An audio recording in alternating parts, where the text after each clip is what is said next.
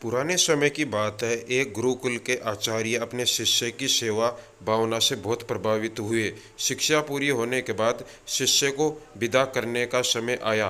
तब गुरु ने शिष्य को आशीर्वाद के रूप में एक ऐसा दर्पण दिया जिसमें व्यक्ति के मन के छिपे हुए भाव दिखाई देते थे।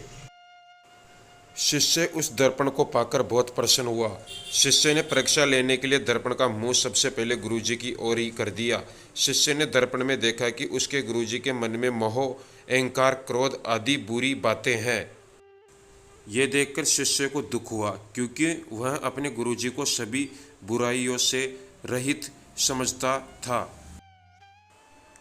शिष्य दर्पण लेकर गुरुकुल से रवाना हुआ। उसने अपने मित्रों परिचितों के सामने दर्पण रखकर परीक्षा ली। शिष्य को सभी के मन में कोई ना कोई बुराई दिखाई दी। उसने अपने माता पिता की भी दर्पण से ली।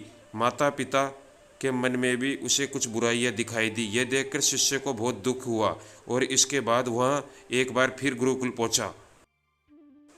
गुरुकुल में शिष्य ने गुरुजी से कहा कि गुरुदेव, मैंने इस दर्पण की मदद से देखा कि सभी के मन में कुछ ना कुछ बुराइयां जरूर है। तब गुरुजी ने दर्पण का रुख शिष्य की ओर कर दिया। शिष्य ने दर्पण में देखा कि उसके मन में भी अहंकार, क्रोध जैसी बुराइयां हैं।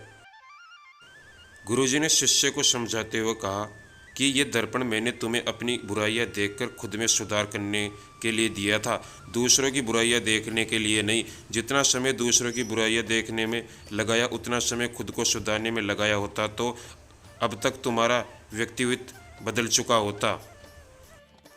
हमारी सबसे बड़ी कमजोरी यही है कि हम दूसरों की बुराइयां जानने में ज़्यादा रुचि दिखाते हैं, जबकि खुद को सुधारने के बारे में नहीं सोचते हैं। हमें दूसरों की बुराइयों को नहीं बल्कि खुद की बुराइयों को खोजकर सुधारना चाहिए, तभी जीवन सुखी हो सकता है।